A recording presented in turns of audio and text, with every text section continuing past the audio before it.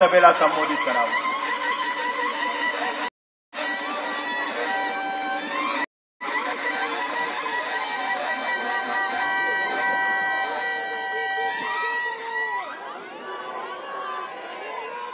हिंदवी स्वराज्याचे सरसंस्थापक छत्रपती शिवरायांना मानाचा मुजरा करतो। सगळ्या लाडक्या बहिणींना नमस्कार। आता बसा।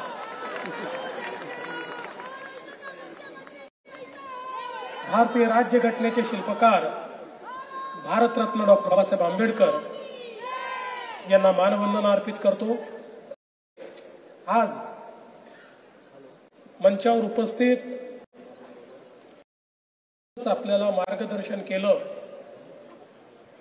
ते उत्तर मुंबईचे लोकप्रिय खासदार आणि मोदी सरकारचे वाणिज्य मंत्री आदरणीय पीयूष गोयल जी, स्वयं पुनर्विकास या संकल्पनेचे शिल्पकार ज्यांच्यामुळे खऱ्या अर्थानं ही योजना अस्तित्वात आली ते माझे सहकारी आमदार प्रवीण दरेकरजी, आपले लोकप्रिय आमदार योगेश सागरजी, अतुल भातखळकरजी, प्रकाश सुर्वेजी, भाई गिरकरजी, माजी खासदार गोपाळ शेट्टीजी, प्रल्हाडजी, स्नेहाताई पंडित डुबे, निरंजन डावखरे, प्रशांतजी ठाकूर, शिवाजीराव नलावडे, सिद्धार्थजी कांबळे, प्रकाशजी दरेकर, श्री मिलिंद बोरीकर, श्री राजेंद्र क्षीरसागर, श्री महेंद्र कल्याणकर, श्री गणेश खणकर, श्री बाळा तावडे, श्री बाबा सिंग, श्री दिलीप पंडित, श्री निखिल व्यास, मंचावरील सर्व मान्यवर आणि उपस्थित माझ्या माता भगिनी आणि बंधूंनो, आजचा दिवस हा खरोखर एक प्रकारे स्वप्नपूर्तीचा दिवस आहे। कारण आज आपण श्वेतांबरीचं उद्घाटन केलेलं आहे आणि श्वेतांबरीचं उद्घाटन केल्यानंतर सावंत साहेबांच्या फ्लॅटमध्ये मी जाऊन बघितलं। खऱ्या अर्थानं स्वयं पुनर्विकासाची जादू काय असते हे त्या फ्लॅटमध्ये गेल्यानंतर मला लक्षात आलं।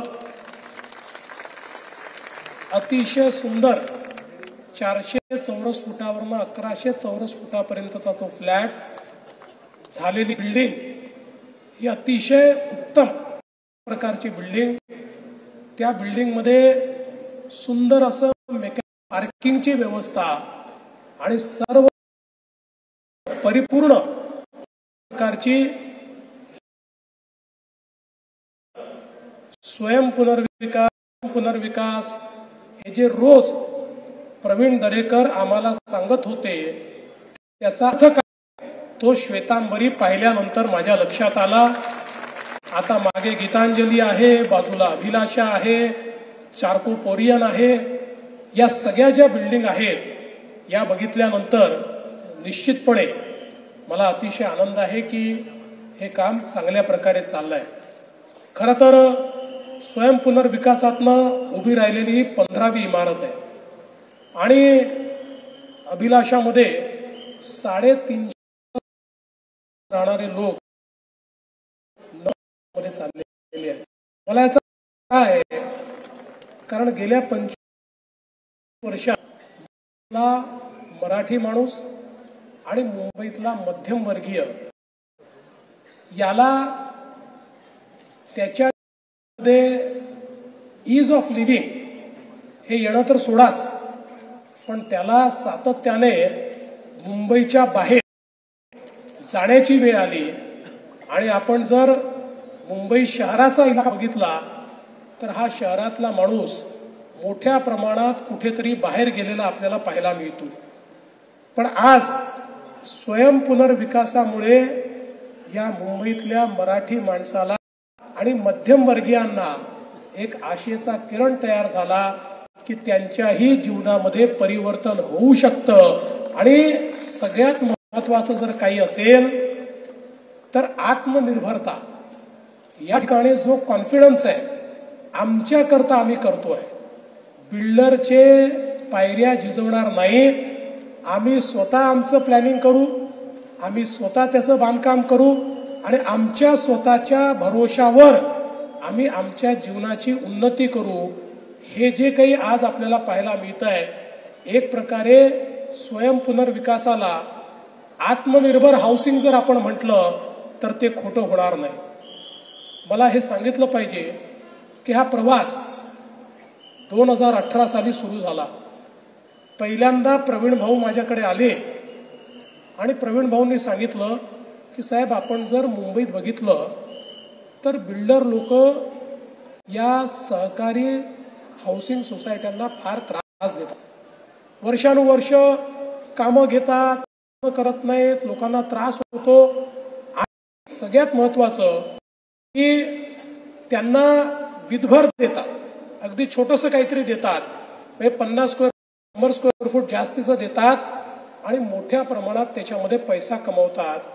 आपण जर स्वयंपुनर्विकास सुरू केला तर त्या लोकांना आहे त्यापेक्षा दुप्पट मिळेल किंवा त्याहीपेक्षा जास्त मिळू शकेल, अशा प्रकारची क्षमता या स्वयंपुनर्विकासामध्ये आहे. आणि म्हणून पहिल्यांदा 2018 साली आम्ही स्वयंपुनर्विकासाचा हा GR काढला आणि वेगवेगळ्या प्रकारे याला पूर्ण करता येईल हा प्रयत्न आपण सुरू केला. दुर्दैवाने आपल्याला माहिती आहे 2019 नंतर काही काळ राज्यामध्ये आपलं सरकार नव्हतं. त्या काळामध्ये एक ब्रेक या स्वयंपुनर्विकासाला लागला होता. पण जरी सरकारने ब्रेक लावला होता तरी आम्ही थांबलो नव्हतो. आम्ही त्या ठिकाणी प्रवीण दरेकरांच्या नेतृत्वामध्ये आपली मुंबई जिल्हा मध्यवर्ती बँक असेल, राज्य बँक असेल, यांच्या माध्यमातून जेवढ्या योजना करता येतील, त्यातल्या ज्या अडचणी आहेत त्या अडचणी कशा दूर करता येतील याचा प्रयत्न आम्ही सुरूच ठेवला. आणि आपल्या सगळ्यांच्या आशीर्वादानं पुन्हा ज्यावेळी सरकार आलं त्या सरकारमध्ये आपण पहिली परिषद घेतली सहकारी गृहनिर्माण संस्थांची. मला असं वाटतं की मुंबईच्या इतिहासातली सगळ्यात मोठी परिषद ही आपण त्या ठिकाणी घेतली. आणि या परिषदेमध्ये एकूण 18 मागण्या माझ्यासमोर ठेवण्यात आल्या होत्या. त्यातल्या 16 मागण्या मान्य करून आणि त्यातनं स्वयंपुनर्विकासाला एक मोठी चालना या ठिकाणी मिळालेली आपण बघितली. आज आपण पाहतोय की जवळपास 1500 सोसायट्यांचे प्रस्ताव या ठिकाणी आले आहेत. आता मला मुंबई गृहनिर्माणला आणि म्हाडाला सांगायचं आहे, तुम्ही मागच्या काळात चांगलं काम केलंय. आपण मागच्या काळामध्ये सिंगल विंडो सिस्टीम सुरू केली. या सिंगल विंडो सिस्टीम मध्ये 45 प्रस्ताव तुमच्याकडे प्राप्त झाले. त्यापैकी 42 प्रस्तावांना तुम्ही मान्यता दिली. पण तिने समाधानी नाही. याचं कारण तुम्ही हा विचार करा की 1600 प्रस्ताव आमच्याकडे आहेत, तुमच्याकडे 42-45 प्रस्ताव का आले? हे सगळे 1600 प्रस्ताव तुमच्याकडे का आले नाहीत आणि त्याला का अद्यापपर्यंत मान्यता मिळाली नाही? याचा अर्थ असा आहे की आपण ही जी सिंगल विंडो सुरू केलेली आहे याच्यामध्ये अद्यापही लोकांना अडचणी आहेत. बघा, स्वयंपुनर्विकास म्हटल्यानंतर अनेक दलालांची दुकानं बंद होत आहेत आणि ज्यांची दुकानं बंद होत आहेत ते खोडा घालण्याचं करतात. पण मागच्या काळात जसं या बिल्डिंगच्या संदर्भात ज्या लोकांनी पैसे मागितले त्या क्षणी त्यांना आम्ही त्या ठिकाणी सस्पेंड केलं. मी आजच सांगतो, स्वयंपुनर्विकासामध्ये कोणीही खोडा घालण्याचा प्रयत्न केला तर त्याला त्याची नोकरी वाचवता येणार नाही. हे लक्षात ठेवलं पाहिजे आणि या हिशोबाने काम केलं पाहिजे. विंडो सिस्टीम जी आपण तयार केलेली आहे ती अधिक प्रभावी कशी करता येईल? अनेक वेळा सिंगल विंडोचा अर्थ काय असतो? त्या विंडोतनं म्हणजे त्या खिडकीतनं आत गेलं की आत 100 दरवाजे असतात, त्या प्रत्येक दरवाजावर ठोठवावं लागतं. अशी सिंगल विंडो नको. सिंगल विंडोचा अर्थ एकदा त्या खिडकीतनं आम्ही आत गेलो की आमचं कामच झालं पाहिजे, अशा प्रकारची सिंगल विंडो. आणि म्हणून स्वयंपुनर्विकासच्या संदर्भातले जेवढ्या सर्व्हिसेस आहेत या सगळ्या सर्व्हिसेस राईट टू सर्व्हिस ऍक्टच्या अंतर्गत नोटिफाय करायच्या आणि त्या सगळ्या डिजिटल पद्धतीनं उपलब्ध करून द्यायच्या. त्याच्यामध्ये कुठलंही ह्युमन इंटरव्हेन्शन राहणार नाही, कोणीही काही मागणी करू शकणार नाही. अशा प्रकारचं एक अतिशय सीमलेस अशी सिंगल विंडो ही येत्या काळामध्ये आपण निश्चितपणे या ठिकाणी तयार करू. आणि याच सोबत मला असं वाटतं की वेगवेगळ्या प्रकारे या ठिकाणी काम करत असताना आपल्या हे लक्षात आलं, आता काही मागण्या देखील दिलेल्या आहेत. त्यातली एक महत्वाची मागणी आहे की स्वयंपुनर्विकासाच्या संदर्भात प्रीमियम ज्यावेळेस आपण भरवतो, सुरुवातीला प्रीमियम भरावं लागतं आणि काम सुरू व्हायला 2 वर्ष 3 वर्ष लागतात. आणि मग त्याचा बोजा हा आमच्या तिथल्या नागरिकांवर पडतो. बिल्डरजवळ पैसा असतो, बिल्डर ते भरू शकतो. अनेक वेळा स्वयंपुनर्विकासामध्ये लोक याकरता येत नाहीत की आधीचे पैसे कुठनं भरायचे. आणि आता आपण मागच्या काळामध्ये त्याच्याकरता मुभा दिली आणि आपण सांगितलं की हे पैसे 3 वर्षात भरता येतील. पण आपण त्याच्यामध्ये एक रायडर टाकला, 3 वर्षात भरा, पण त्याच्यावर 8.5% व्याज आपण घेतो. त्याच्यामुळे प्रॉब्लेम काय होतो की हा जो काही सोसायटीवाला असतो याला बँकेचंही व्याज भरावं लागतं आणि प्रीमियमचंही व्याज भरावं लागतं, म्हणजे डबल व्याज त्याला भरावं लागतं त्या ठिकाणी. आणि म्हणून आज मी घोषणा करतो, स्वयं पुनर्विकासाच्या बाबतीत हे व्याज रद्द केलं जाईल.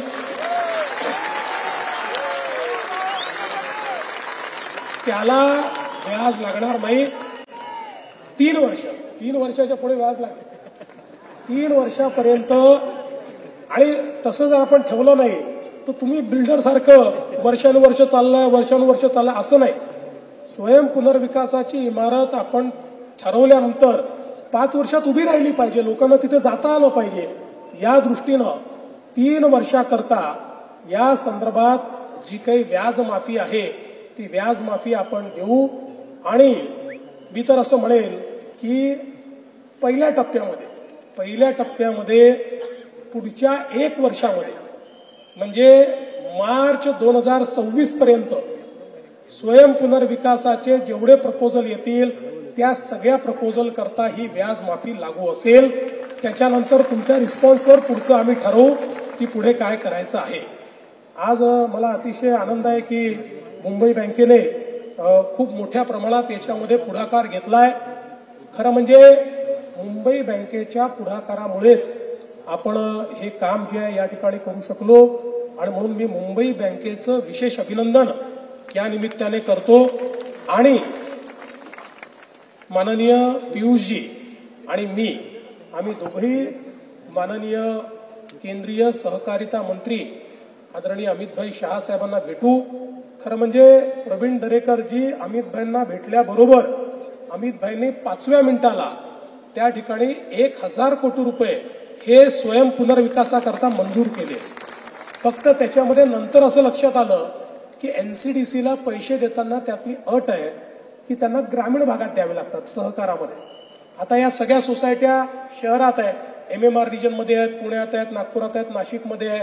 हा कुठलाच ग्रामीण भाग नाही आहे. त्यामुळे ही जी अडचण आहे ती माननीय पियुषभाईंच्या नेतृत्वात आम्ही जाऊ, माननीय अमितभाईंच्या लक्षात आणून देऊ. आणि मला विश्वास आहे की ते तात्काळ त्यातनं मार्ग काढतील. एकदा तो मार्ग निघाला तर स्वयं पुनर्विकासाच्या फंडिंगमध्ये कुठलीच कमतरता उरणार नाही. सगळ्या सोसायट्यांना त्या ठिकाणी लवकरात लवकर कर्ज मिळेल आणि हे काम आपल्याला निश्चितपणे करता येईल. या निमित्ताने मी या ठिकाणी खरं तर योगेश भाईंना देखील एक विनंती करणार आहे की आम्ही ज्यावेळेस आलो त्यावेळेस इथे बैठ्या चाळी मोठ्या प्रमाणात आपल्याला पाहायला मिळाल्या. तर योगेश भाईची माझी चर्चा चालली होती की हळूहळू या चाळी पण पुनर्विकासात गेल्या पाहिजे. पण या पुनर्विकासात जात असताना दुसऱ्या इमारती आपण हळूहळू व्हर्टिकल झोपडपट्टी तयार होईल. लोकांना कुठल्या सोयी सुविधा राहणार नाही, पर्यावरण पूरक होणार नाही. आणि म्हणून माझी इच्छा अशी आहे, पहिला प्रकल्प तुम्ही हातामध्ये घ्या, या सगळ्या भागाचा क्लस्टर स्वयं पुनर्विकास अशा प्रकारचा एक तुम्ही प्रकल्प हातामध्ये घ्या. त्याच्यामध्ये ज्या ज्या अडचणी आहेत त्या आपण दूर करू. क्लस्टर पुनर्विकास जर आपण केला तर आपल्याला खेळाचं मैदान मिळेल, आपल्याला गार्डन मिळेल, आपल्याला पब्लिक स्पेस मिळेल, आपल्याला पब्लिक अम्युनिटी मिळेल, सगळ्या गोष्टी मिळतील आणि त्यातनं एक चांगला विकास आपल्याला करता येईल. आज आपल्याला माहिती आहे की म्हाडाच्या 56 वसाहतीमध्ये मोठ्या प्रमाणात या पुनर्विकासाचं काम आपण सुरू केलेलं आहे. कारण आज ती आवश्यकता आहे. त्या काळातल्या परिस्थितीप्रमाणे त्या वसाहती तयार झाल्या. कदाचित त्या काळामध्ये छप्पर मिळणं एवढाच एक त्याच्या पाठीमागे उद्दिष्ट होतं. पण आमचे प्रधानमंत्री माननीय नरेंद्र मोदीजींनी आम्हाला सांगितलंय की प्रत्येक माणसाला ईज ऑफ पाहिजे, त्याच्या जीवनामध्ये गुणात्मक परिवर्तन आलं पाहिजे. हे गुणात्मक परिवर्तन जर आणायचं असेल तर आपल्याला स्वयं पुनर्विकासामध्येही क्लस्टरचा अप्रोच या ठिकाणी तयार करावा लागेल. आणि म्हणूनच या सगळ्या जे काही वेगवेगळ्या प्रकारच्या गोष्टी आपल्याला करायच्या आहेत, याच्यामधल्या काय समस्या आहेत, त्याच्यावर सरकारचे काय निर्णय हवे आहेत, याचा विचार करण्याकरता मी प्रवीण दरेकरांची एक समिती नेमतो आहे की ज्या समितीने या ठिकाणी याचा अभ्यास करून स्वयं पुनर्विकास आणि क्लस्टर स्वयं पुनर्विकास याच्यामध्ये काय काय अडचणी आहेत त्या अडचणींचा आढावा घ्यावा. सगळे मंचावरचे आपले जे आमदार आहेत त्या आमदारांना विश्वासात घेऊन त्यांच्या भागामध्ये काय अडचणी आहेत त्या त्यांच्याकडनं समजून घ्याव्यात आणि एक समग्र रिपोर्ट हा जर सरकारला सादर केला तर मला विश्वास आहे येत्या काळामध्ये पुढच्याच महिन्यात आपण आपली नवीन हाऊसिंग पॉलिसी आणतोय. त्या नवीन हाऊसिंग पॉलिसीच्या निमित्ताने त्या हाऊसिंग पॉलिसीचा भाग म्हणून आपण स्वयं पुनर्विकास त्याच्यामध्ये इन्क्लूड करतोय. तर मला असं वाटतं की या ज्या काही शिफारसी येतील त्या शिफारसी योग्य प्रकारे आपल्याला त्याच्यामध्ये अंतर्भूत करता येतील आणि त्यातनं स्वयं पुनर्विकासाला एक गती मिळेल. आणि मी ज्याचा उल्लेख केला हा स्वयं पुनर्विकास नाही, हा आत्मनिर्भर विकास आहे. या आत्मनिर्भर विकासाकरता आमचा जो मध्यमवर्गीय आमचा जो गरीब आहे तो पूर्णपणे त्या ठिकाणी तयार होईल. या निमित्ताने मला हे देखील सांगायचं आहे की निश्चितपणे आज इन्फ्रास्ट्रक्चरमध्ये खूप मोठ्या प्रमाणात आपलं काम चाललेलं आहे. मेट्रोचं काम असेल, बोगद्यांचं काम असेल, कोस्टल रोडचं काम असेल, एलिव्हेटेड रोडचं काम असेल, विविध प्रकारची कामं आपण करतोय. कारण आपण माननीय प्रधानमंत्री नरेंद्र मोदीजी यांच्या हस्ते 2019ला एक संकल्पना मांडली होती, मुंबई विदिन 59 मिनिट्स. म्हणजे मुंबईतल्या कुठल्याही भागातनं मुंबईतल्या कुठल्याही भागापर्यंत 59 मिनिटात जाता आले अशा प्रकारची सुगमता या मुंबईमध्ये आणायची आहे. दृष्टीने अनेक कामं चाललेली आहेत. माननीय बाईंचं देखील मनापासून अभिनंदन करेन. खरं म्हणजे केंद्रीय मंत्री असताना एवढा वेळ देखील मिळत नाही, पण ते स्वतः वेळ काढतात, खूप इथल्या प्रश्नांमध्ये रस घेतात. आणि खरं तर पियुषबाई, मुंबईमधल्या आमच्या ज्या समस्या आहेत त्यातल्या अर्ध्या समस्या या तुम्हीच आम्हाला त्यातनं बाहेर काढू शकता. कारण अर्ध्या समस्या आमच्याशी रिलेटेड आहे, अर्ध्या केंद्र सरकारशी रिलेटेड आहे. त्यामुळे सरकार आमचे एक प्रकारे अँबॅसेडर म्हणून आपल्याला काम करावं लागेल. आणि मागच्या काळामध्ये आमच्या गोपाळभाईंनी उत्तर मुंबईचा खासदार म्हणून अतिशय चांगलं काम केलं. आता या उत्तर मुंबईला उत्तम मुंबई करण्याचा विडा हा पियुषभाईंनी उचललेला आहे. मी आपल्याला एवढंच आश्वस्त करतो की महाराष्ट्राचं सरकार हे पूर्णपणे या आपल्या प्रयत्नांमध्ये आपल्या पाठीशी उभं राहील आणि याकरता जे जे करण्याची आवश्यकता असेल ते आम्ही करू. मी पुन्हा एकदा या गोष्टीचा आनंद व्यक्त करतो की काही लोक हे केवळ मराठी माणसाबद्दल बोलत राहिले पण त्यांनी काहीच केलं नाही. पण आज मला या गोष्टीचं समाधान आहे की आम्ही त्या मराठी माणसाला त्याचं हक्क हे या ठिकाणी देऊ शकलेलो आहे. आणि भविष्यातही हा माझा संकल्प आहे की जोपर्यंत स्वयं पुनर्विकास ऑटो पायलट मोडवर जात नाही तोपर्यंत जेवढे बदल करावे लागले तेवढे बदल करण्याची माझी तयारी आहे. त्या संदर्भात सगळे बदल आपण करूया आणि स्वाभिमानानं स्वयं पुनर्विकासातून या ठिकाणी आत्मनिर्भर अशा प्रकारचा आमचा मुंबईकर हा उभा करण्याचा संकल्प आज मी घेतो. आणि या चांगल्या कार्यक्रमामध्ये प्रवीण भाऊ तुम्ही मला निमंत्रित केलं. आतापर्यंत स्वयं पुनर्विकासाच्या इमारती फोटोमध्येच पाहत होतो, आज प्रत्यक्ष पाहून सीइंग इज बिलिव्हिंग पाहिल्याने तुमचा विश्वास बसतो, तसा माझा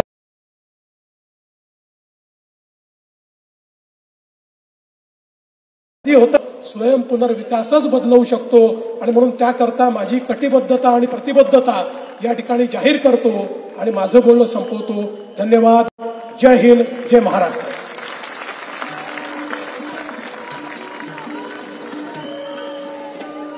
देवाभाऊ आपल्या मार्गदर्शनाखाली आशीर्वाद